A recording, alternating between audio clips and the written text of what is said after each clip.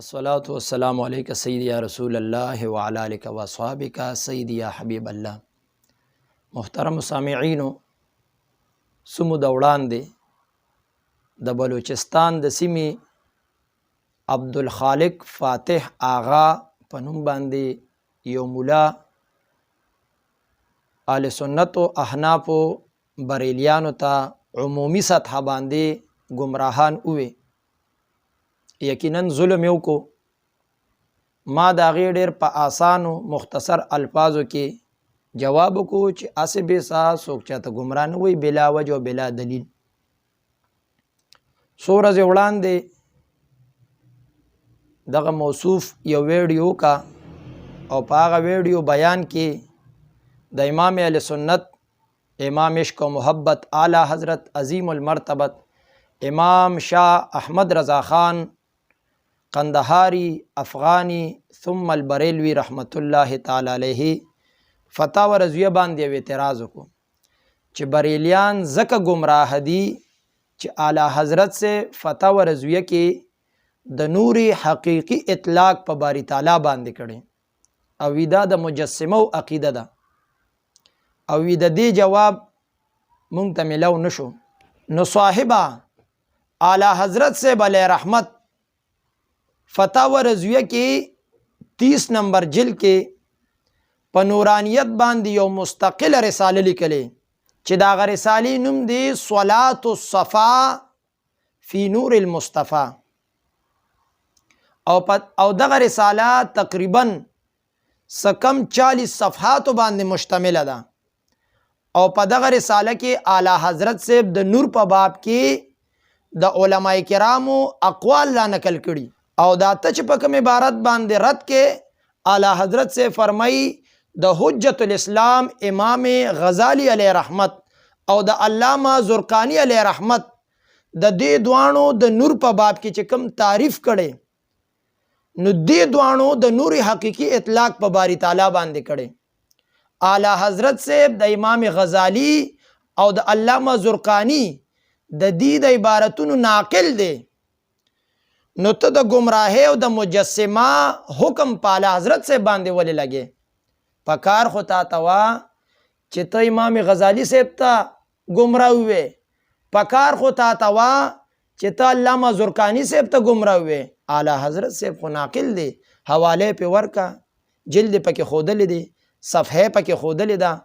بیا اعلی حضرت صاحب ته د گمراهی او د مجسمه نسبت دا که حسد نشي نو نور بسوي.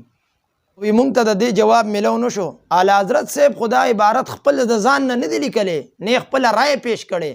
اعلی حضرت صاحب حواله ور کړي د علامه زرقانی او د امام غزالی علیه الرحمت په کتاب باندې.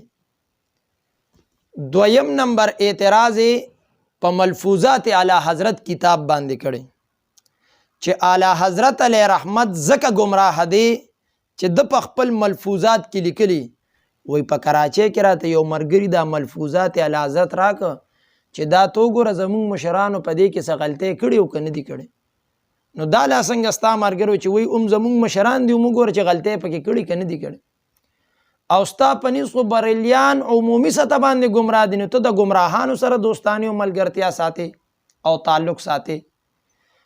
اعلی حضرت صاحب باندې اعتراض کړي وی د انبیاء علیهم السلام بارک لیکلی چې د انبیاء علیهم السلام قبور مطهره ته ازواج مطهرات پیش کیږي او شباشي وسره کوي او جما وسره کوي.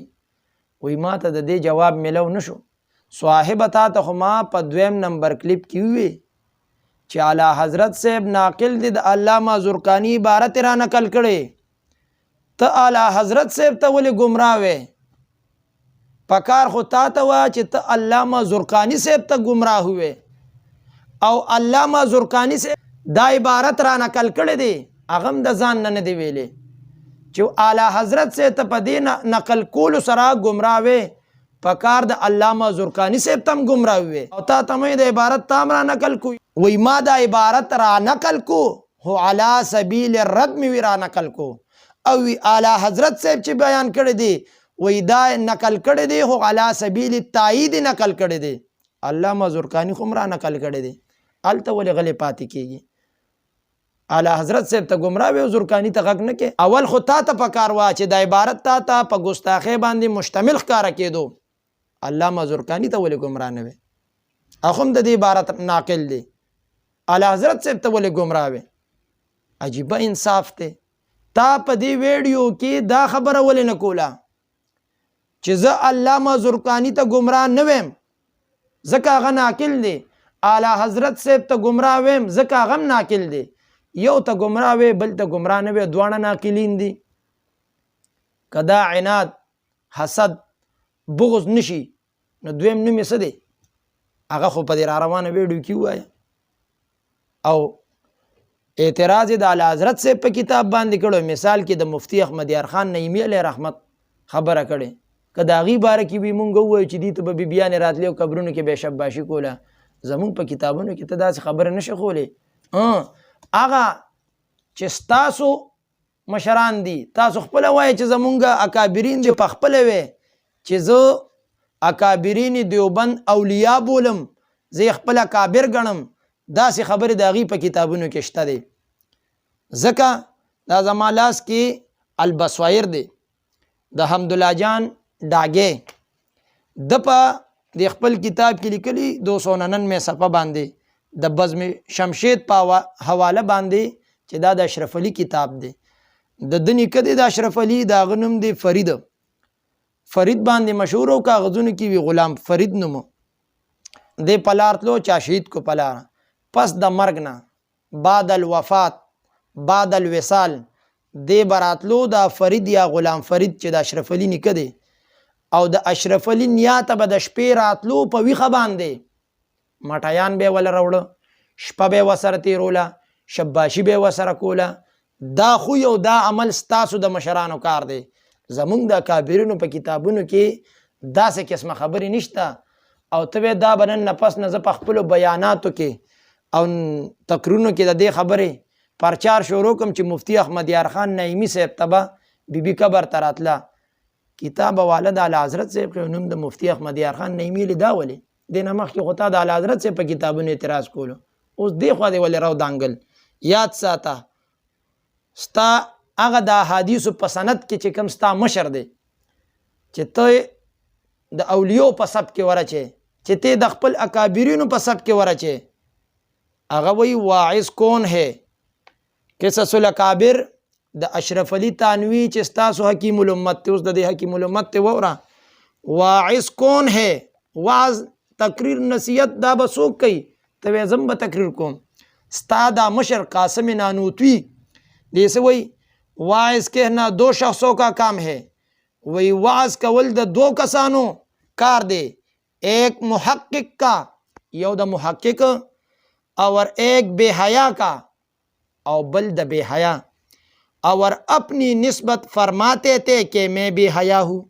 ستا هغه مشر چې سند د حدیثو کې دی، ستا د اولیو په لړ کې هغه کس چې ستا د حدیثو په سند کې دی، قاسم نانوتي خپل وي زه بې حیا یم، چې ستاسو مشران داسې وي چې زه بې حیا یم، نو ته هم د هغې په سلسله کې لاندې یو فرد دی.